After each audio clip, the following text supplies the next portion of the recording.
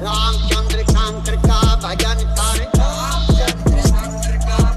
दोस्तों जय श्री राम।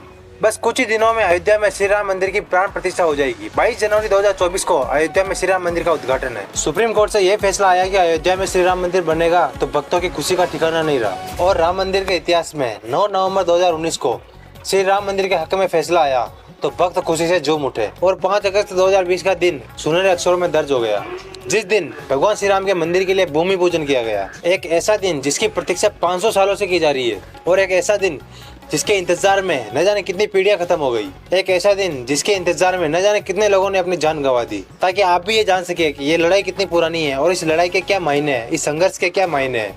हम ये सब बताएंगे ताकि हम सब लोग ये जान सके कि संघर्ष और सच्चाई की लड़ाई वो 1-2 दिन में नहीं जीती जा सकती। इसके संघर्ष 2-4 साल तक नहीं चलते, बल्कि इसके लिए आपको सैकड़ों सालों तक भी संघर्ष करना पड़ सकता है, लड़ना पड़ सकता है। और मेरी आपसे यही रिक्वेस्ट है कि आपके फैमिली मेंबर, आपके जानने वाले, आपके फ्रेंड्स लोगों को ये वीडियो शेयर करिए, ताकि वो भी ये जाने कि अयोध्या में श्री राम मंदिर बनने के क्या मायने हैं। तो दोस्तों शुरू करते हैं। जय श्री राम। हम सब लोग जानते हैं कि बाबर ने 1528 में अयोध्या में श्री राम मंदिर को गिराकर वहाँ पर मस्जिद का निर्माण करवाया था, लेकिन इसके पहले की बात बहुत कम लोग करते हैं, तो हम जानेंगे आज। तो मैं फिर चलता हूँ कालखंड में करीब 10,000-15,000 साल पहले। भगवान राम के अयोध्या से राम मंदिर बनने तक का सफर। अयोध्या को भगवान राम के पूर्वज व्यवस्वान के पुत्र व्यवसत मनु ने बसाया था। तभी से इस शहर पर सूर्यवंशी राजाओं का राज महाभारत काल तक रहा। भगवान श्री राम के काल में अयोध्या काफी सुंदर थी। ये इतनी सुंदर थी कि इसकी तुलना स्वर्ग से की जाती थी। कहते हैं भगवान श्री राम के जल समाधि लेने के बाद अयोध्या कुछ समय के लिए बिखर सी गई थी, लेकिन उनकी जन्मभूमि पर बना महल वैसा का वैसा ही था। भगवान राम के बाद उनके पुत्र कुश ने एक बार फिर अयोध्या नगरी का निर्माण करवाया और श्री राम जी का भव्य मंदिर बनवाया। अकेले अयोध्या में श्री राम सीताराम जी के 3000 मंदिर थे। इस निर्माण के बाद सूर्यवंश की 44 पीढ़ियों ने यहाँ पर शासन किया। आखिरी राजा महाराजा व्रतबल ने भी यहीं पर शासन किया। और कौशलराज व्रतबल की मृत्यु महाभारत युद्ध में अर्जुन पुत्र अभिमन्यु के हाथों हुई थी। और महाभारत के युद्ध के बाद अयोध्या उजड़ सी गई थी। पौराणिक कथाओं के अनुसार कौशलराज व्रतबल की मृत्यु के बाद यह उल्लेख मिलता है कि ईसा के लगभग 100 वर्ष पूर्व चित्तौड़ के सम्राट विक्रमादित्य शिकार करते करते अयोध्या पहुंच गए। थके होने के कारण अयोध्या में सरयू नदी के किनारे एक आम के पेड़ के नीचे अपनी सेना के साथ वो आराम करने लगे। कथाओं के अनुसार महाराज विक्रमादित्य को इस जमीन पर, अयोध्या की जमीन पर चमत्कार दिखाई देने लगे। विक्रमादित्य ने यहाँ के कई मंदिरों को फिर से ठीक करवाया। विक्रमादित्य के बाद कई राजाओं ने समय समय पर इन मंदिरों की देखरेख की। उन्हीं में से एक शुंग वंश के प्रथम शासक पुष्यमित्र शुंग ने भी मंदिरों में सुधार कार्य करवाया। इसके बाद ईसा की 1100वीं शताब्दी में कन्नौज का राजा जयचंद आया। पानीपत के युद्ध के बाद जयचंद का भी अंत हो गया और इसके बाद भारत देश में मुगलों का आक्रमण बढ़ गया। आक्रमणकारियों ने काशी मथुरा के साथ अयोध्या में भी काफी लूटपाट की और पुजारियों की हत्या कर मंदिरों को तोड़ने का, मूर्तियों को तोड़ने का काम जारी रखा। उन्होंने पूरे देश में मूर्तियों को तोड़ा और मंदिरों को उजाड़ा। 1400वीं शताब्दी तक वो अयोध्या के राम मंदिर को तोड़ने में नाकाम रहे और 1528 तक बाबर की सेना अयोध्या पहुंच जाती है। और कहा जाता है कि बाबर के कहने पर उनके सेनापति मीर बाकी ने मंदिर को तोड़कर उसकी जगह मस्जिद बनवाई। हालांकि अकबर और जहांगीर के शासनकाल में हिंदुओं को मंदिर के पास की भूमि चबूतरे के रूप में दे दी गई, लेकिन फिर क्रूर शासक औरंगजेब आया और अपने पूर्वज बाबर के सपनों को पूरा करने के लिए उसने भव्य मस्जिद का निर्माण कराया उसी जगह पे, और उस मस्जिद का नाम बाबरी मस्जिद रख दिया। हिंदू धर्म के अनुसार जहाँ बाबरी मस्जिद बनाई गई वहाँ पर भगवान श्री राम की जन्मभूमि है। बाबरी मस्जिद में 3 गुंबद थे और उन गुंबदों के नीचे भगवान श्री राम की जन्मभूमि है। और मस्जिद के पास ही राम चबूतरा बना देते हैं ताकि हिंदू वहाँ पूजा कर सके। ये वो वक्त था जब मुसलमान मस्जिद के अंदर नमाज पढ़ते थे और हिंदू बाहर चबूतरे पर पूजा पाठ किया करते थे। इसके बाद 150 साल बीत जाते हैं और कोई हलचल नहीं हुई। ये वो दौर था जब भारत में मुगल शासन की जड़ें काफी मजबूत थी, काफी गहरी थी। फिर साल 1717 यानी बाबरी मस्जिद बनने के 190 साल बाद जयपुर के राजा जयसिंह द्वितीय कोशिश करते हैं कि मस्जिद और उसके आसपास की जगह उनको मिल जाए। वो जानते थे कि हिंदुओं के लिए उस जगह के क्या मायने हैं और उस जगह के क्या आस्था है। मंदिर गिराए जाने के 250 साल बाद भी हिंदू इस बात को भूले नहीं थे कि तो अयोध्या में भगवान श्री राम के हजारों मंदिर थे, मगर वो इस बात को भुला नहीं पा रहे थे कि भगवान श्री राम के जन्म स्थान पर मंदिर तोड़कर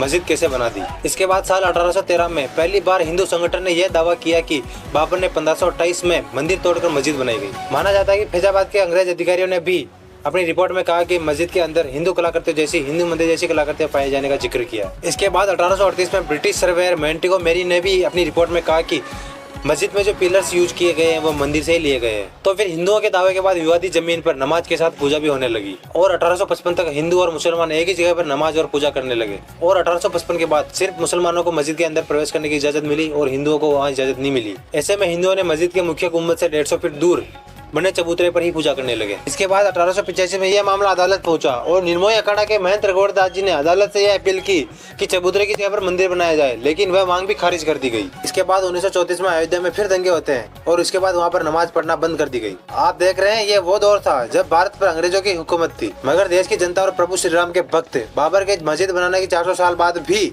अपने हक की लड़ाई लड़ते रहे। वो भी तब जब न तो अपने देश में अपनी सरकार थी, न मीडिया आजाद था। सिर्फ और सिर्फ वो राम भक्तों का जुनून ही था और उनकी भक्ति ही थी जो कि अपनी जान की बाजी लगाकर भी अपने हक की लड़ाई लड़ते रहे। फिर आता है साल 1947 जब भारत देश आजाद हो जाता है। आजाद होते ही लोग ये मानने लगे कि अब तो आजादी मिल गई है, अब तो राम मंदिर बन ही जाएगा। मगर उस वक्त के किसी भी बड़े कांग्रेसी नेता की बातों से यह लग नहीं रहा था कि राम मंदिर को बनने या उसकी लड़ाई में वो सीरियस थे। फिर आता है साल 1949। दोस्तों, इस वक्त तो अंग्रेजों ने किसी तरह से इस विवाद को शांत कर दिया, पर असली विवाद तो तब हुआ जब 23 दिसंबर 1949 को मस्जिद के अंदर घंटियों की आवाज सुनाई थी और भगवान राम की मूर्तियां मस्जिद में पाई गई। हिंदुओं का कहना था कि भगवान राम स्वयं प्रकट हुए वहाँ पे, जबकि मुसलमानों ने यह आरोप लगाया कि किसी ने रात के अंधेरे में मस्जिद के अंदर मूर्तियां श्री राम की मूर्तियां रखी। घटना की जानकारी लगने के बाद दोनों पक्ष के लोग भारी तादाद में वहाँ एकत्रित हो गए। मामला इतना बढ़ जाता है कि यह बात उस वक्त के प्रधानमंत्री पंडित जवाहरलाल नेहरू के पास चली जाती है। तो पंडित जवाहरलाल नेहरू ने वहाँ से मूर्तियां हटाने का आदेश दिया, लेकिन उस वक्त के जिला मजिस्ट्रेट के नायर ने हिंदुओं की भावनाओं को ध्यान में रखते हुए और दंगे हो जाने की वजह से इस आदेश को पूरा करने में मुश्किल जाहिर की। तब सरकार ने इसे विवादित ढांचा मानकर इस पर ताला लगवा दिया। फिर साल 1950 में फैजाबाद सिविल कोर्ट में 2 अर्जी दाखिल की गई, जिसमें एक में रामलला की पूजा करने की इजाजत मांगी गई और दूसरे में विवादित ढांचे में रखे हुए श्री राम की मूर्तियों को वहीं रखे रहने की इजाजत मांगी गई। फिर 1980 में बीजेपी के सामने आने पर राम मंदिर को लेकर और चीजें बदलने लगी। ये वो वक्त था जब संघ, विश्व हिंदू परिषद और बीजेपी अपने अपने तरीके से राम मंदिर के आंदोलन को लेकर और सीरियस हो गए और तेज हो गए। फिर साल 1986 में यूसी पांडे की याचिका के बाद फैजाबाद के जज के.एम. पांडे ने 1 फरवरी 1986 को हिंदुओं को पूजा करने की इजाजत देते हुए ढांचे से ताला हटाने का आदेश दिया। लेकिन 1990 के दशक में बीजेपी के दोबारा केंद्र में आने पर सारे हिंदू संगठन राम मंदिर के आंदोलन को लेकर फिर से जूझ गए। बाद में ASI यानी आर्कियोलॉजिकल सर्वे ऑफ इंडिया को इस मामले की जांच करने के लिए कहा गया ताकि पता लगाया जा सके कि उस जगह पर पहले क्या था। तो ASI ने अपनी रिपोर्ट में साफ कहा कि जिस जगह बाबरी मस्जिद थी उसके नीचे मिले अवशेषों से पता चलता है कि वहाँ पहले राम मंदिर था या हिंदू मंदिर था। तो ASI की इसी रिपोर्ट को बेस बनाते हुए अदालत ने विवादित जमीन को राम जन्मभूमि ट्रस्ट, निर्मोही अखाड़ा और सन्नी वक्फ बोर्ड में बराबर बांट दिया। और इसके बाद के सालों में बहुत कुछ हुआ, लेकिन आपकी जानकारी के लिए बता दूं, लाल कृष्ण आडवाणी जी सोमनाथ से अयोध्या के लिए 10,000 किलोमीटर की रथ यात्रा निकालते हैं और फिर जिस दिन रथ यात्रा का समापन होना था उस दिन बहुत बड़ी संख्या में कार सेवक अयोध्या पहुंचकर विवादित ढांचे पर झंडा फहरा देते हैं। भीड़ को काबू करने की कोशिश में उस वक्त की मुलायम सरकार कार सेवकों पर गोलियां चलवा देती है और इसमें कई कार सेवक शहीद हो जाते हैं। इसके बाद आता है वो दिन 6 दिसंबर 1992।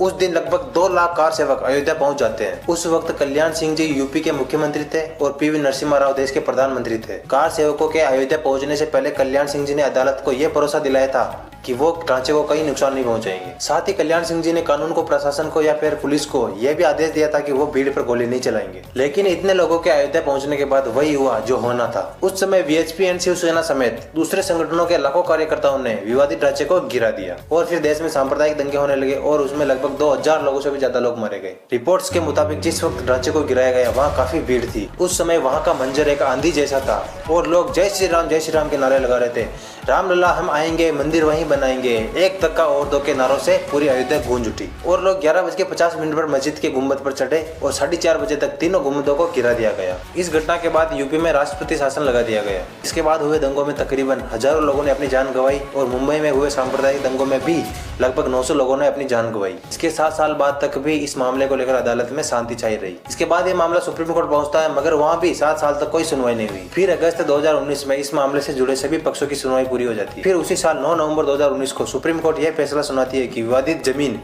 राम जन्मभूमि ट्रस्ट को दे दी जाए। फिर इसके बाद 5 फरवरी 2020 को इसका गठन होता है और मंदिर निर्माण शुरू होता है। दोस्तों, 1528 में राम मंदिर गिराए जाने के 492 साल बाद उसी अयोध्या में प्रभु श्री राम की जन्मभूमि पर फिर से श्री राम मंदिर बन गया है और आज प्रभु श्री राम का मंदिर बनकर तैयार है। और हम ईश्वर से यही प्रार्थना करते हैं कि महंत रघुवर दास से लेकर अयोध्या के दंगों में मारे गए लोगों तक, गोधरा की ट्रेन में जिंदा जलाए गए संतों से लेकर भागलपुर, मुंबई और देश के किसी भी कोने में इस लड़ाई में शहीद हुए तमाम भक्तों तक इस विजय का संदेश पहुंचाया जाए, ताकि वो भी ये जाने कि उनका यह बलिदान व्यर्थ नहीं गया है, उनकी ये तपस्या व्यर्थ नहीं गई है। तो आप सभी से मेरा यही अनुरोध है कि 22 जनवरी को आप जब अपने घर में श्री राम जी का दिया जलाएं तो उन शहीद हुए तमाम भक्तों को भी जरूर याद करें और उनके नाम पर एक दिया जलाएं जिन्होंने इस सपने को पूरा करने में अपनी आहुति दे दी। जय श्री राम।